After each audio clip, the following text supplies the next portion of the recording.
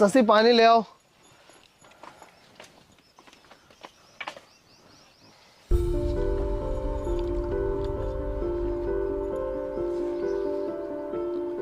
वो पागल कहाँ गया?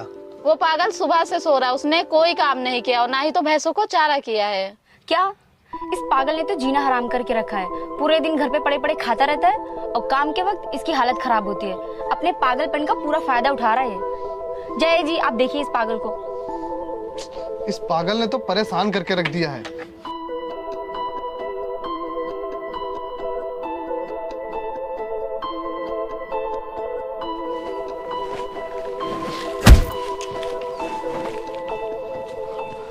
पागल, मैं तुझसे कह के गया था कि मेरे आने से पहले ये सब काम हो जाना चाहिए और तू हरामखोर पड़े पड़े सो रहा है।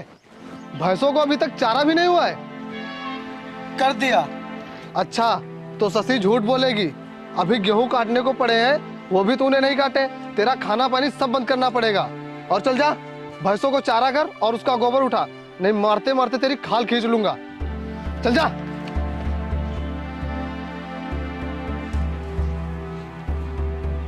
मुझे तो अपने माँ बाप के ऊपर गुस्सा आती है। वो तो मरकर चले गए और इस पागल को मेरे सर पर छोड़ गए। पता नहीं मेरा इससे पीछा कब छूटेगा।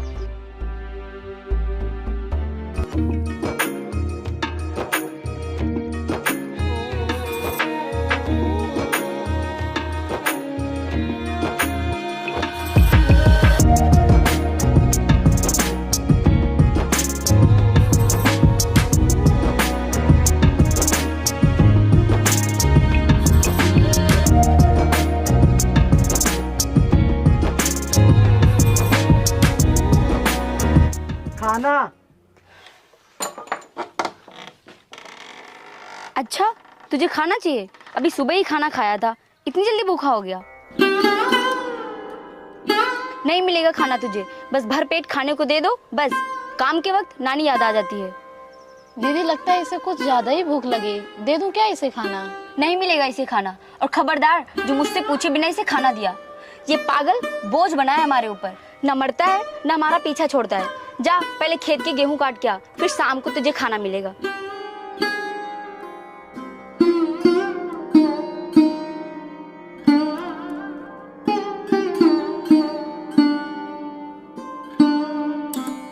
मैं तो आपके उस पागल भाई से परेशान हो गई हूँ। आपको पता है, उस पागल की वजह से गांव में हमारी कितनी बेइज्जती होती है। हाँ यार, पागल वो है, लेकिन लोगों की नज़रों में बेइज्जती हमारी होती है। लेकिन मैं करूँ भी तो क्या? मेरे माँ बाप इस पागल को मेरे गले मड़ गए हैं। मैं इससे बहुत परेशान हो चुका हूँ। कभी कभी तो मन करता है मैं इसे जान से मार डालूं। ये आइडिया तो मेरे दिमाग में कई बार आया है, मगर आप ऐसा कुछ मत करना, क्योंकि अगर उसके साथ कुछ ऐसा हुआ तो हम ही फंस जाएंगे। हाँ यार, तुम सही कह रही हो।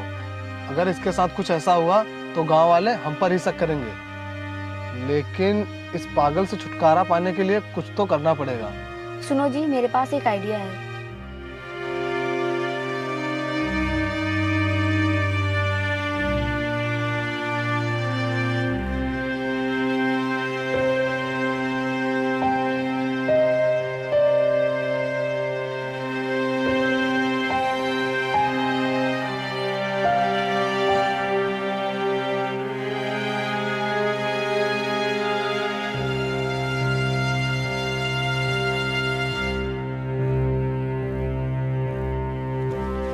सुन पागल, शशि के साथ बाजार चले जाना, काफी सब्जियां लानी है। वो अकेले नहीं ला पाएगी। लेकिन जीजू, आप कहाँ जा रहे हैं? वो एक जगह पर निमंत्रण है ना, तो हम लोग वहां जा रहे हैं। चल जा पागल।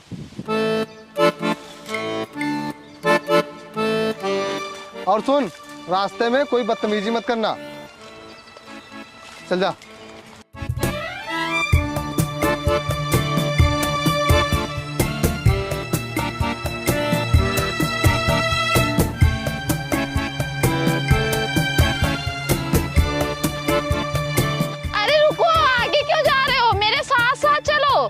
पता नहीं जीजू ने इस पागल को मेरे साथ क्यों भेज दिया।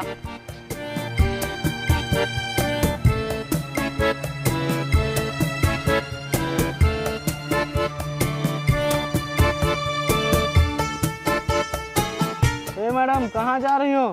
कहो तो छोड़ दें। तमीज नहीं है क्या बात करने की? ये कौन सा तरीका है बात करने का? तमीज तो बहुत है मैडम, पर क्या करें, तुम जैसी लड़कियों को देखकर अक्सर दिल फिसल ही जाता है। छोड़ो मेरा हाथ। पकड़ बे इसे। बचाओ।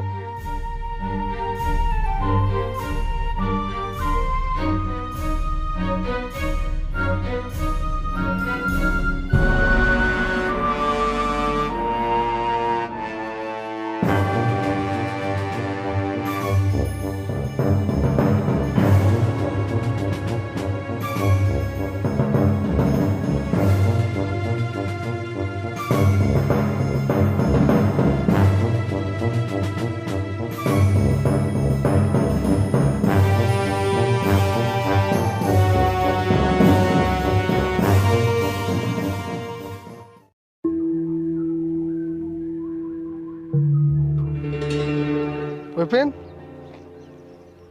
यहाँ आओ।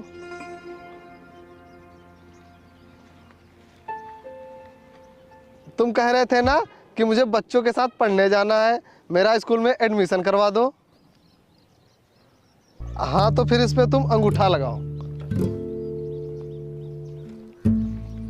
यहाँ।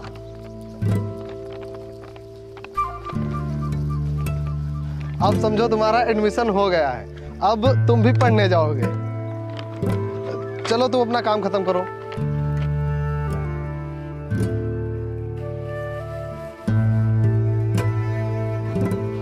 अबे पागल, तेरे नाम जितनी भी जमीन थी वो मैंने अपने नाम करा ली। अब तुझसे हमेशा हमेशा के लिए मेरा पीछा छूट जाएगा।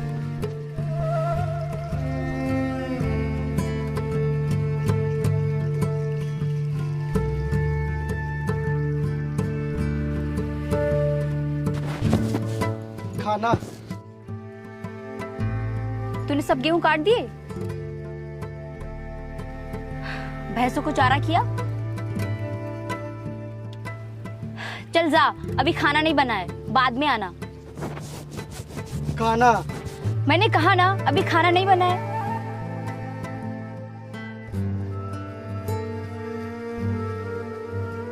दीदी वो खाना बन गया है, चलिए खाते हैं।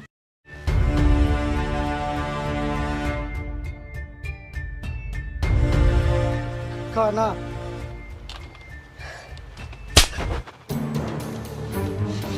खाना दो। छोड़ो मेरी दीदी को, छोड़ो दो। छोड़ो मेरी दीदी को, छोड़ो छोड़ो छोड़ो छोड़ो दो। छोड़ो मेरी दीदी को, छोड़ो छोड़ो छोड़ो।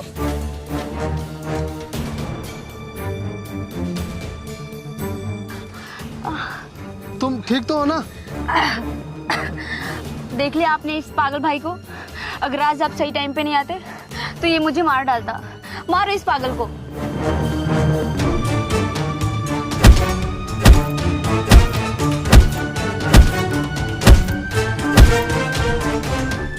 ये तुम्हें मार क्यों रहा था? इसने मेरी इज्जत लूटने की कोशिश की।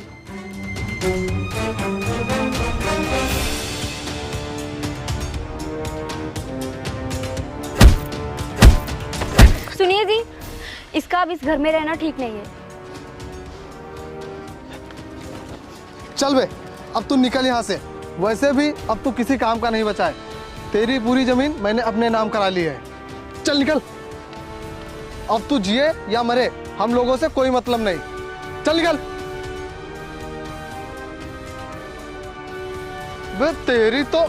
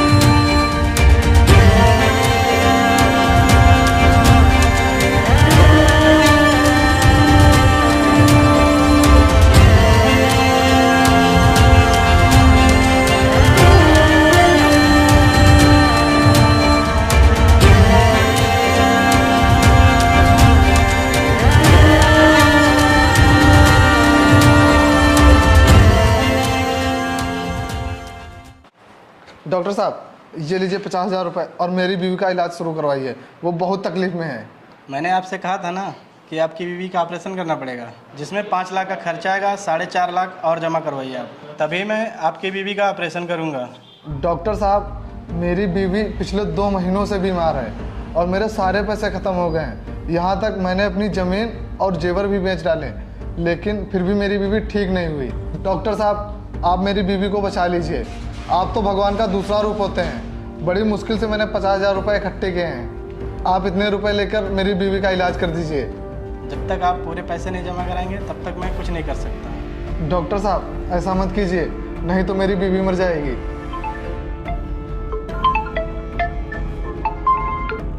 हेलो, मैं हरवंश राय का बेटा बोल रहा हूँ। आप जल्दी से जल्दी इनकी बीवी का ऑपरेशन शुरू कीजिए। Okay sir, okay. पहले बताना चाहिए था ना आपको, सर से फ़ोन करवाने की क्या ज़रूरत थी आपको। आप समझ लीजिए, आपकी बीवी का ऑपरेशन हो गया। लेकिन डॉक्टर साहब, अभी तो आप मना कर रहे थे, अब आप किसके कहने पर ऑपरेशन करने जा रहे हैं? अभी मेरे पास हरवंश राय के बेटे का फ़ोन आया था, मैं उन्हीं के कहने पे ऑपरेशन करने जा रहा हूँ। लेकिन ये है कौन? वो इस शहर के सबसे बड़े बिजनेसमैन हैं। अच्छा, तो मैं चलता हूँ।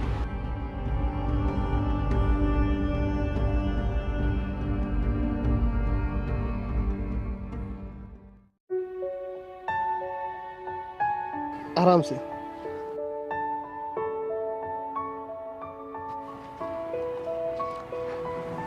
बैठो। अब तुम्हारा ऑपरेशन हो गया है, अब तुम बहुत जल्द ठीक हो जाओगी। लेकिन आपके पास तो इतने पैसे थे नहीं, तो फिर मेरा इलाज कैसे करवाया? इस शहर के सबसे अमीर बिजनेसमैन हरिवंश राय के बेटे ने तुम्हें नया जीवन दान दिया है। उन्होंने डॉक्टर साहब के पास फ़ोन किया था, तब तुम्हारा ऑपरेशन हुआ है। भगवान उन्हें हमेशा खुश रखे। हाँ, वो कितने नेक दिल इंसान हैं जिन्होंने हमारी मदद की है। शशि, एक गिलास पानी ले आओ। ठीक है।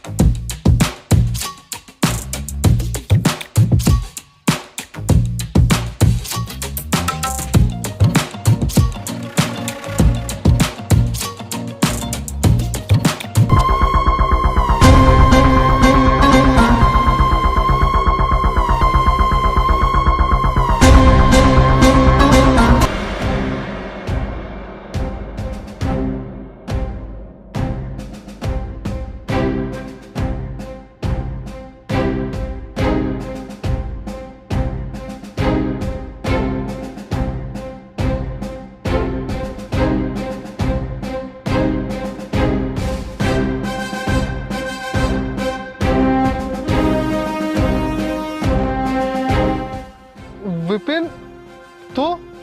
हाँ, मैं वही बदकिस्मत इंसान हूँ जिसको तुम लोगों ने घर से निकाल दिया था। लेकिन तुम तो पागल थे, तो फिर आज ये क्या बन गए? मैं तो वही पागल इंसान हूँ, बस फर्क इतना है कि पहले मैं पागल था और अब ठीक हो गया हूँ। Hello, okay sir. Sir, Harvansh sir का फ़ोन आया है, उन्होंने बोला है जल्दी से आओ, नई कंपनी का उद्घाटन करना है। ओके, पापा से बोल दो कि हम लोग 15 मिनट में पहुँच रहे हैं। सर, हम 15 मिनट में पहुँच रहे हैं। Okay sir. क्या पापा? और ये हरिवंश राय कौन है? आप उन्हें नहीं जानते? वो इस शहर के सबसे अमीर बिजनेसमैन हैं और ये उनके बेटे हैं। क्या बेटे? तो इसका मतलब उस दिन डॉक्टर साहब के पास फ़ोन तुमने किया था? हाँ, सर ने ही फ़ोन किया था। सुना तुमने? विपिन ने ही फ़ोन किया था, तभी तुम्हारा ऑपरेशन हुआ है। नहीं तो मेरे पास तो पैसे ही नहीं थे, मैं तुम्हारा ऑपरेशन ही नहीं करवा पाता। लेकिन तुम तो मेरे भाई हो, तो फिर हरिवंश राय के बेटे कैसे? सुनो पिताजी, अब आपको प्रॉपर्टी मेरे नाम करनी ही होगी। मैं आपसे इस तरह कब तक रोज रोज पैसे मांगता रहूँगा? मुझे कहीं पार्टी करनी होती है तो मैं आपसे पैसे मांगूँ, कुछ लेना होता है तो आपसे पैसे मांगूँ, इसलिए आप प्रॉपर्टी मेरे नाम कर दीजिए। इसीलिए ये प्रॉपर्टी मैं तेरे नाम नहीं कर रहा हूँ, क्योंकि तू एक नंबर का अय्याश है। और मैंने जो इतनी मेहनत से करोड़ों की दौलत कमाई है उसे तू 10 दिन में ही खर्च कर देगा।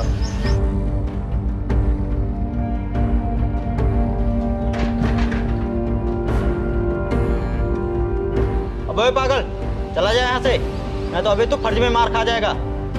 और पिताजी, आप बहुत जल्द जमीन मेरा नाम कर दीजिए, नहीं तो क्या अपने बाप को मारेगा?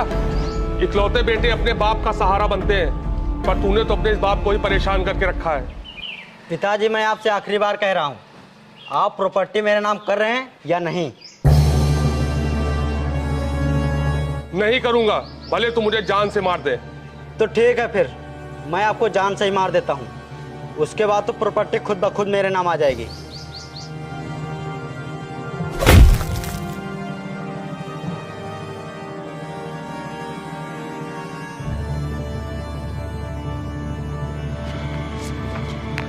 बेटा, बेटा, मैं तो तुझे बहुत प्यार करता था, पर तूने कभी मुझे बाप नहीं समझा। कौन हो तुम? पागल। तुमने मेरे बेटे से मेरी जान बचाकर मुझ पे बहुत बड़ा उपकार किया है। तुमने पागल होके भी अच्छाई का साथ दिया है, लेकिन ये हमेशा बुराई के रास्ते पर ही चलता आया है। कहां से आए हो तुम?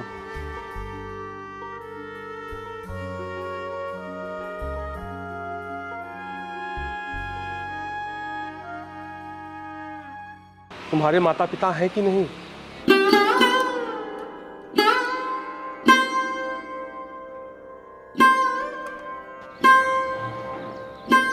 लगता है भगवान ने मुझसे एक बेटा छीनकर मुझे दूसरा बेटा दिया है। आज के बाद तुम इधर उधर नहीं घूमोगे, मेरे साथ रहोगे और मैं कराऊंगा तुम्हारा इलाज और तुम पूरी तरीके से सही हो जाओगे। क्या रहोगे मेरे साथ? बोलो, रहोगे मेरे साथ?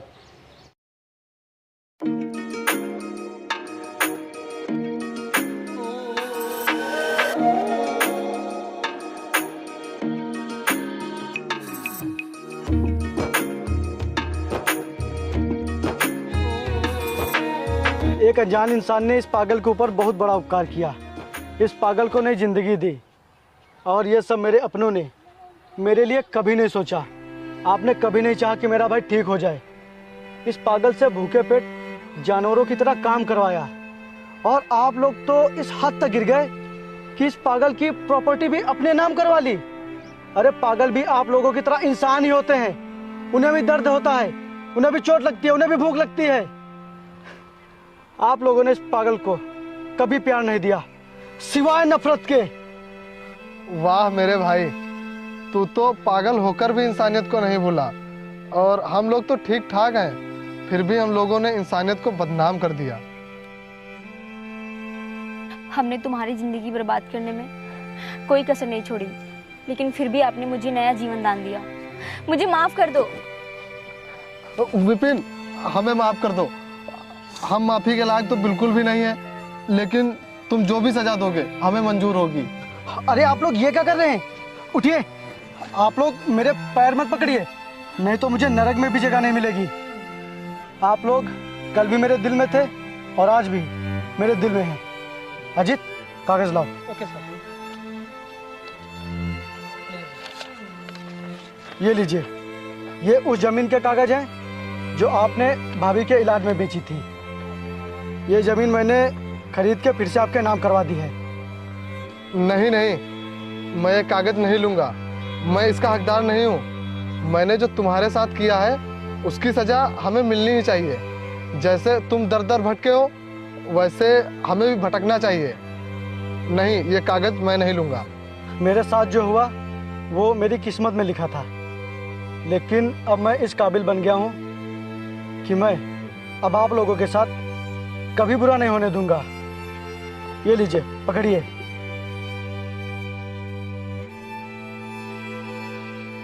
पकड़िए।